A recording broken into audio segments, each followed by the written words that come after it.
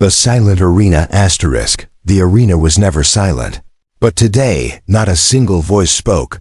Thousands of alien spectators stared down from the stands, their glowing eyes fixed on the center circle of sand and steel.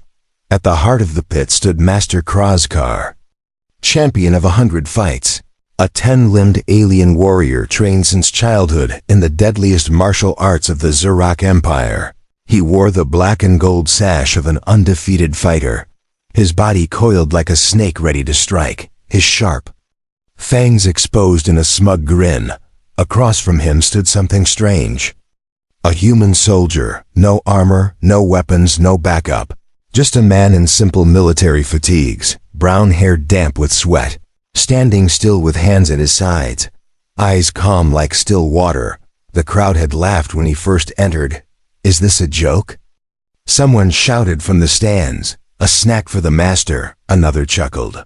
But when Krozkar stepped forward and the human didn't flinch, the laughter faded. The arena master raised his clawed hand and roared, "Begin!" And silence fell again. The alien master lunged first, his limbs moving in a blur of speed. He struck high, low, then spun in midair and kicked with a crushing heel aimed for the human's temple. The human ducked, not by luck, but with perfect timing. Krozkar landed and blinked in surprise. The human didn't attack, not yet. He simply watched, measured. It was as if he had seen this dance before. The alien circled him now, growling low. He jabbed again, claws slashing through the air, testing the human's defense. The human leaned, twisted, stepped aside. Every move was clean, quiet, efficient. Krozkar snarled, then launched a brutal combo, 5 strikes in under 2 seconds. The human blocked 3, dodged 1, and took the last hit on his shoulder. He grunted but didn't fall. The crowd gasped. Krozkar's grin faded. "Fight back, weakling," the master hissed. The human finally moved forward. He threw a single punch. It was fast, not flashy, just fast. Krozkar stepped back too late. The fist landed on his chest. Not hard enough to kill, but hard enough to hurt. The master's body stumbled, and his foot slid in the sand. The arena was now deathly still. Krozkar looked down at the faint scorch on his armored skin. The human stared back, no emotion in his face. In that moment, something changed. The crowd, once mocking, now watched with curious eyes. In the stands, a noble leaned forward and whispered to his advisor, "This human is learning." The human began to move more. He didn't try to match the alien's speed or strength. He watched, waited, predicted. Every dodge became tighter, every block sharper. He moved like a man who had fought for survival, not for sport, not for glory, but in fire and blood. Master Krozkar roared, spinning into a wide kick again. This time aiming for the ribs. It hit. The human flew back and hit the ground hard. Sand flew up around him. The crowd stood. Was it over? He groaned, rolled onto his knees, and stood again. Blood ran down the side of his face. But he was still standing, still watching, still calm. Krozkar's breath quickened. This wasn't a fight anymore. It was a test. And the human was passing it. One move at a time, the arena began to shift, not in noise but in energy. The crowd no longer saw a weak human. They saw something else. Something dangerous down in the pit. Krozkar narrowed his eyes. "You don't belong here," he growled. The human finally spoke. "Neither do you," he said quietly. The alien launched forward again, this time with fury and speed born from rage. The human raised his hands and for the first time, truly fought back. Fists met claws, elbows met strikes. Sand kicked up in spirals as the two circled each other like predators. Then, with perfect precision, the human slipped past a guard and landed a blow to Krozkar's side. The alien stumbled, another strike clean and silent hit the jaw. Krozkar dropped to one knee. The crowd did not cheer. They held their breath. The human stood over the master, bruised but tall, blood dripping from his chin. Krozkar looked up, blinking in disbelief. The human didn't raise his fists again. He simply turned his back and walked away. The arena stayed silent for a long time. then someone clapped, then another, until thousands stood, clapping for the first human to ever make the master kneel. And in that silence, a message spread across the stars. Humans are not weak. They're just getting started. Asterisk. The soldiers passed.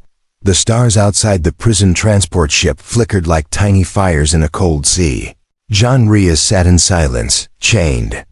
At the wrists, his boots heavy with dust from the arena floor. He hadn't said a word since the fight. The guards avoided his eyes now, even they. Trained soldiers of the Zorak Empire had seen what he did to Master Kruz's car. They didn't understand it. He was human, after all, a race considered soft, emotional, fragile. But they didn't know where John came from. They didn't know Earth's. History was written in war.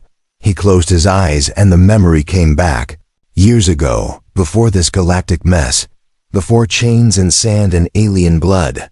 He was in the mountains of Calidar Ridge, crawling through mud under a shattered sky. His squad had been ambushed. Alien mercenaries dropped from orbit, armed with plasma blades and no mercy. They called it the clean sweep. John called it hell. He was one of 5 who survived the first wave. By the 3rd day, only he remained. No food, no med supplies. Just instinct. He'd built traps out of scrap metal, fought barehanded when his rifle jammed, used snow to numb his wounds, and still, he kept moving. The cold didn't kill him, the pain didn't stop him. He survived because that's what humans did best, not because they were the strongest, but because they refused to die. Back in the transport ship, John opened his eyes, the chain around his wrist rattled as the ship shook slightly, entering orbit. A voice came over the comm system. Arrival at Gal 3 detainment facility. The voice crackled. Prisoner 117, prepare for transfer. John didn't flinch. He had seen worse places than this prison. He had bled in deeper pits than any cell could hold. When the guards came for him, they didn't bark orders like before. They didn't shove him. They treated him like something dangerous, not out of respect but fear, as they marched him through the halls. Aliens of all shapes watched from their cells. Some laughed, some hissed, but others looked down or turned away. They had heard what happened in the arena, and rumor moved fast in prison space. Is that him? A deep voice whispered. The human who made the master kneel? He broke the circle, another murmured, with just fists. John was taken to a holding area meant for high-level warriors. His cell had a view not of stars, but of a training pit. There were other fighters down there, aliens with thick armor, scales, or wings. They trained in complex forms, shouting and slamming into each other with wild power. John simply watched. He didn't move, didn't speak. He studied them like he was back in the field, tracking prey. He remembered what his old commander once told him. Strength isn't in the strike, Reyes. It's in the silence before the strike. 3 days passed, then the warden arrived. He was tall, with 4 insectoid arms and cold silver eyes. He entered John's cell without guards. I've seen your record, the warden said. You are no ordinary human. John said nothing. You don't speak unless necessary, the warden continued. Good. The alien placed a data pad on the table. It showed footage of John's fights on Earth. Not the official battles, the real ones. The ones buried deep in shadow reports and classified memory banks. You broke an armored Karg beast's jaw with your elbow, the warden said, blinking slowly. They say that's impossible. John didn't correct him. He didn't care to explain that the beast was already dying. And he had just finished the job. I want you in the next combat tier, the warden said. Not slave fights, real ones. John looked up, his eyes sharp and tired. What's in it for me? He asked. The warden smirked. Freedom, he said, and answers. That got John's attention. Whose idea was it to send you here? The warden added, stepping closer. Who betrayed you? John's jaw clenched. He didn't have all the names, but he had faces. Faces of those who traded him to the Empire in exchange for peace. They thought he'd be forgotten, thrown into a pit and erased by blood and sand.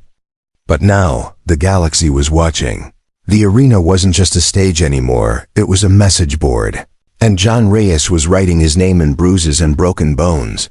"I fight," he said finally. "But not for you." "Then for what?" the warden asked. John stood slowly. "For the truth," he whispered. "And for the next one who thinks we're weak." First blood, the gate groaned open like a beast waking from a long sleep. John Reyes stepped forward onto the red sand of the upper arena. This was not the same place where he fought Master Krezkar. This was higher. This was where the killers trained, and where the legends fell. The crowd was smaller here, but more dangerous. They weren't cheering for blood. They were studying. Wagers were already being placed in cold whispers. Not roars. Alien champions, warlords, even silent monks sat in the shadows of the stands. They had come to see if the human was real, or just a lucky myth from the slave pits. The arena was surrounded by energy walls, no escape, no tricks, only death or dominance. Across the sand, a massive warrior stepped out. He was not like Krezkar. He was worse. A Talvok brute named Gorvok, a 7-foot mountain of plated bone and muscle, each step shaking the floor. He carried no blade. He didn't need one. His fists had crushed armored gladiators. His skin deflected blasters. He had never been cut. Not once. John stretched his shoulders and rolled his neck. He wasn't afraid of size. He had fought bigger things.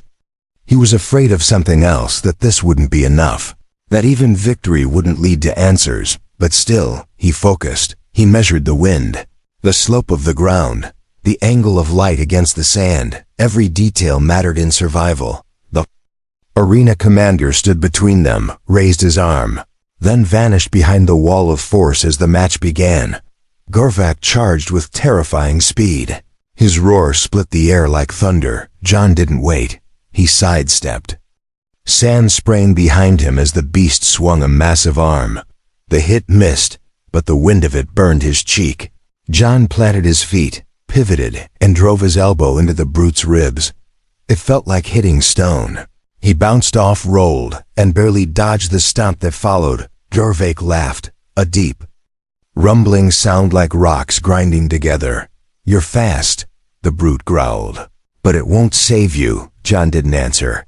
He never did during a real fight. Every breath was spent watching, learning, waiting for a mistake. The Talvok swung again, a hammer fist strike that would have ended any lesser warrior.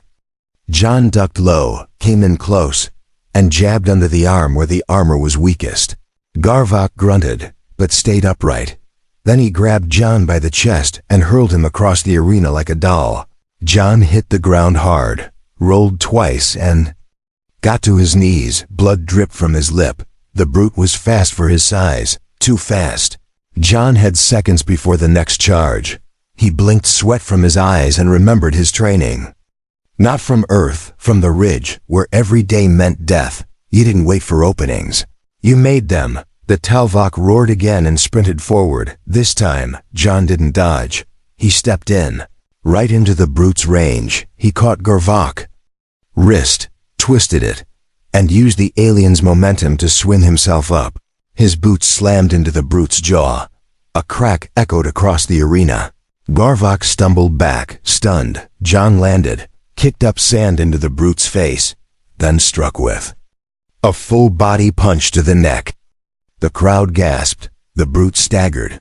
Then for the first time in his life, Gorvok bled. Just a thin line of dark red down his chin.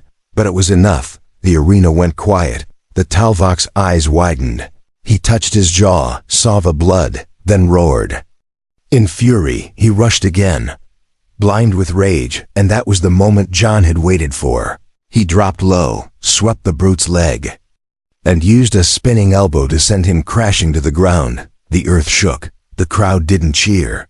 They watched, shocked, as a human, not even fully healed from the last battle, had drawn first blood from a monster. John stood over the fallen brute, chest heaving. He didn't raise his fists. He didn't smile. He just turned and walked to the edge of the arena. As he passed the energy wall, one of the high warlords whispered to his advisor, This one will break the old ways. Inside the ring, Garvok groaned and rolled over. His pride shattered more than his bones, and in that moment, every champion in the tier knew. The human wasn't just surviving, he was climbing, the pressure. Builds the next morning, the arena was still stained with the Talvok's blood, but John Reyes wasn't in the infirmary. He was already awake, standing in the cold training yard, punching silently at a steel pillar. Each hit echoed across the walls. Not for practice, but for control. The pain kept him focused, because something had changed last night, and it wasn't just the crowd. It was the eyes watching him from the shadows now. High above, inside the observation tower, the Empire's war ministers were watching too. Holograms flickered with replays of John's fights. Each frame slowed down, each movement studied by alien generals and council members who had never feared a human before. "This one is different," said Minister Jalak, his voice a whisper of static and venom. "He learns too quickly. He bleeds but doesn't stop," muttered another. "He's not fighting like a slave." They didn't like it. They didn't understand it. Because John wasn't there to entertain them. He was breaking something they didn't know could be broken. Their myth of superiority back in the prison barracks. The other fighters kept their distance from him now. Some nodded with quiet respect. Others looked away, and a few glared, whispering in strange tongues, planning what they'd do when they got the chance. John didn't care. He was used to pressure. He'd survived behind enemy lines for months before capture. No backup, no orders, just a promise in his head to never become a number. That promise was burning hotter now than ever. Later that day, the warden summoned him again. This time, the alien didn't bring guards. He stood alone, holding a black cube. "Your next match has been moved up," the warden said, eyes unreadable. "The council is watching." John raised an eyebrow. "Let them," he replied quietly. The cube lit up. A projection appeared, an image of his next opponent. A female warrior. With silver skin and burning yellow eyes, her name was Vekshira. She wasn't a brute like Garvok. She was faster, deadlier, trained by the Emperor's personal guard. "She killed 3 prisoners during training last year," the warden said. "One was a telepath." John studied the image. He didn't blink. "When?" he asked. 2 hours, the warden said, then hesitated. "You can still back down." John didn't answer. He simply turned and walked back to the yard. There was no time to rest, only time to think. To sharpen the edge of every thought. 2 hours. Later, the upper arena filled again. This time the stands were full, not just with spectators, but with cameras. Drones flew in silent circles above the ring, capturing every second. This wasn't just a fight, it was a test of him, of his species. Vekshira stepped into the arena, elegant like a blade made of ice. She bowed slightly, not out of respect, but out of tradition. John didn't bow. He simply raised his fists. The signal came. She moved first. A blur of silver spinning through the air, feet slicing through space like daggers. John blocked one strike, ducked another, then caught a third and twisted her ankle mid-her. She landed wrong, but rolled back, smiling. "You're not slow," she said in a voice like crystal cracking. "Good." Then she disappeared again. She moved like wind wrapped in lightning. John had fought speed before, but never with elegance like this. She didn't waste energy. Every motion was calculated. He was forced to react faster than ever, but he started seeing it. Patterns. She always dipped her shoulder before a left strike, always. Hesitated one breath before her backflip kick. He adapted. And when she struck again, he caught her wrist mid-spin and drove his knee into her stomach. The wind left her lungs in a shocked gasp. The crowd roared for the first time, but she didn't fall. She backflipped out of his grip, touched the sand, and narrowed her eyes. Then she smiled wider. "You're learning me," she whispered. "I like that." She charged again. This time it was personal. She struck faster, harder, claws scraping across his ribs, drawing lines of blood through his shirt. John winced, stumbled back, breathing heavy. This was the hardest fight yet. He tasted metal in his mouth, but he stayed on his feet, because this wasn't About pride, it was about breaking the galaxy's oldest lie, that humans couldn't stand among titans. He wiped blood from his face and stepped forward again. The crowd leaned in, and the pressure rose like a second gravity crushing down on him. Rise of the human. John Reyes couldn't hear the crowd anymore. The arena noise faded behind the pounding of blood in his ears. His legs ached, his ribs were bruised, but his eyes remained clear. Across from him, Vectura crouched low, her breathing fast and sharp like a cornered predator. Her silver skin shimmered with sweat, and a thin line of her own blood traced down her collarbone. For the first time in her long career, she had been forced to bleed by a human. But she wasn't angry, she was smiling. "You're still standing," she said softly, circling him like a wolf. "No one ever stands this long." John didn't reply. Words were wasted in fights like these. Only movement mattered. Only the next second. Only the breath between now and pain. The sun above dimmed as clouds passed over the arena dome. Shadows danced across the red sand, giving the moment a strange, almost sacred silence. Then Vectura rushed forward again, her blades flashing from her forearms. John ducked the first slice, blocked the second with his elbow, then countered with a short-range punch to her side.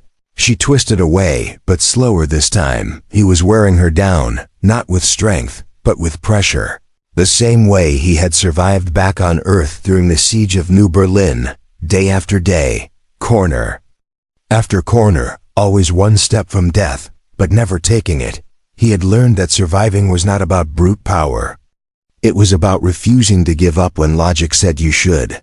He breathed in through his nose and let the pain sharpen him. The next exchange was brutal. Vectura landed a blow across his shoulder, slicing the skin. John grabbed her wrist mid-strike and pulled her forward. Slamming her face into his knee, she hit the ground, rolled, and crouched again. Blinking fast, the crowd gasped. No one had ever put her on the ground twice. No one. John raised his fists again, blood running from both knuckles now. "Get up," he said quietly, and she did, but not to win, to finish. She lunged with a spin kick, aiming high. John ducked low and spun under her leg, coming up with a powerful strike to her ribs. She stumbled. He didn't stop. Another strike to her knee, another. To her side, she dropped to one hand, panting. "Why won't you fall?" she whispered. John stepped closer. "Because someone's watching," he said. He looked up, and the cameras above focused on him. He knew it wasn't just spectators anymore. The Empire was watching. The prisoners were watching. The ones who were told they were weak, the ones who believed it. John turned back to Vectura and offered her his hand. She looked at it, then slowly took it. He helped her to her feet. The crowd stood, but no one cheered. They simply watched because they knew something had shifted. This was no longer a fight between species. It was the rise of something new, a human who didn't just survive, but stood as an equal among legends. A whisper began in the shadows of the arena. "He fights like them, but he thinks like us." Later, in the war room above the arena, Minister Jalak smashed a control panel in rage. "He's becoming a symbol," he snarled. "This can't continue." But it was already too late, because even Vectura, one of the Empire's best, had bowed her head before she walked away. And John stood in the center of the ring, alone, but taller than any warrior in the galaxy. The breaking point. The sky above Gaul 3 turned dark long before nightfall. Storm clouds rolled in unnaturally fast, summoned by the arena's weather controls. It wasn't for effect. It was for fear. Because today, the Empire wasn't sending a warrior to face John Reyes. They were sending a monster deep inside the fortress walls. John sat alone, his hands wrapped in new bandages, stained from yesterday's blood. The guards didn't speak to him anymore. Some refused to look at him, others looked too long, as if they were trying to memorize him before he was gone. Even the warden didn't deliver today's message. It came through a drone. A flat voice declared, "Final tier combat challenge initiated." John stood slowly. His legs were heavier than they'd ever felt, not from wounds, but from the weight of what was coming. He had faced giants. He had stood against elites, but now the Empire was angry, and when the Empire was angry, it didn't fight fair. As he stepped into the arena, the clouds cracked above with lightning. The sand was wet dark.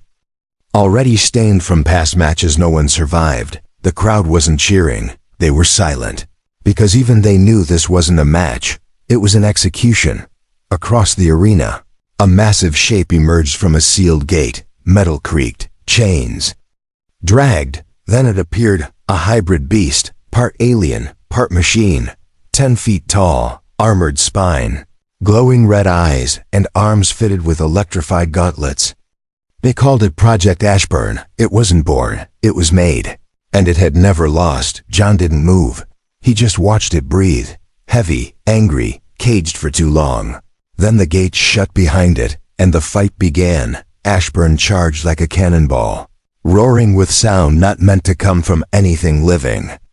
John dove to the side, rolled, and barely escaped the first slam. The impact cracked the arena floor. He didn't wait. He got up and ran, not from fear, but to read the movement, the joints, the weak spots. But there were none. Ashburn had been designed without a single soft edge. The next strike caught him in the ribs. Electricity shot through his body. He flew backward and crashed into the wall. He coughed hard, tasting blood.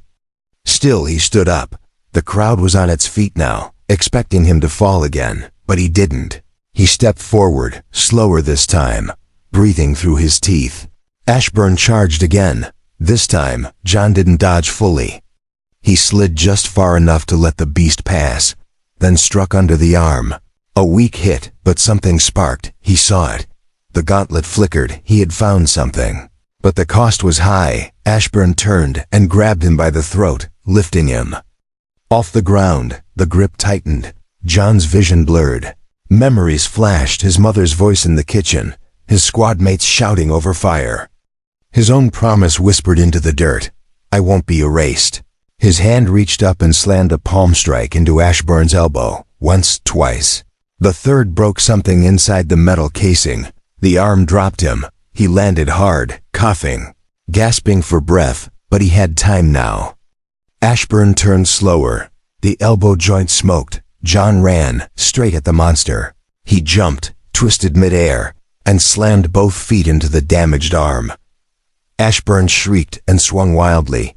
John rolled aside, grabbed a fallen chain from the arena floor, and looped it fast around the beast's damaged shoulder. Then he pulled, with everything he had. Ashburn staggered. The chain tightened. John climbed its back like a soldier scaling a burning wall. He reached the neck, found the power core, and drove his fist into it until the lights in its eyes went dark. The arena fell silent. Ashburn dropped to one knee, then collapsed fully. Dust rose like smoke from the ruins of the beast. John Rhea stood in the center of it all, barely breathing, his body shaking from pain, but his eyes alive with fire. The Empire's plan had failed. They hadn't broken him.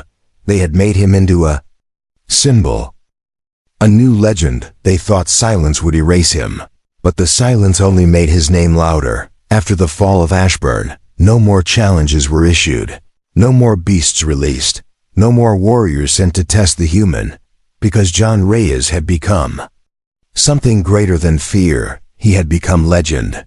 The arena stayed quiet for 3 days. Not a single fight was held. Not even the wildest aliens dared enter the sand where he stood. The Empire didn't speak of him publicly, but in the corners of every prison block, on every smuggler's ship, in the quiet halls of dying planets, his story spread like wildfire.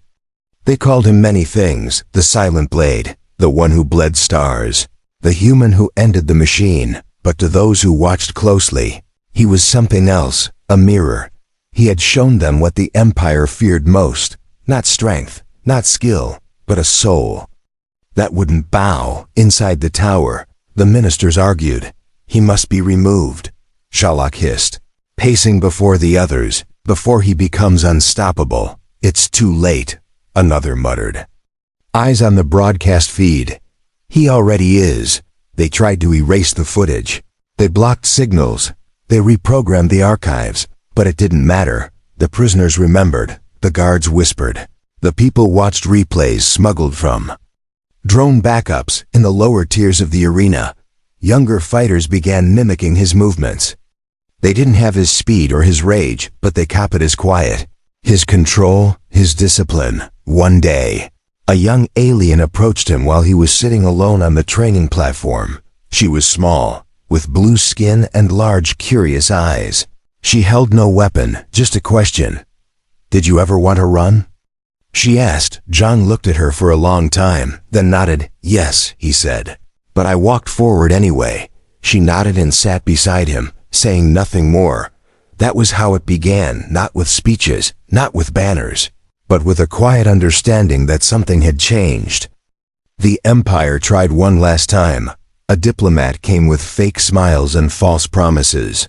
"You've earned your freedom," the diplomat said, offering a sealed pardon. "You may leave and never return."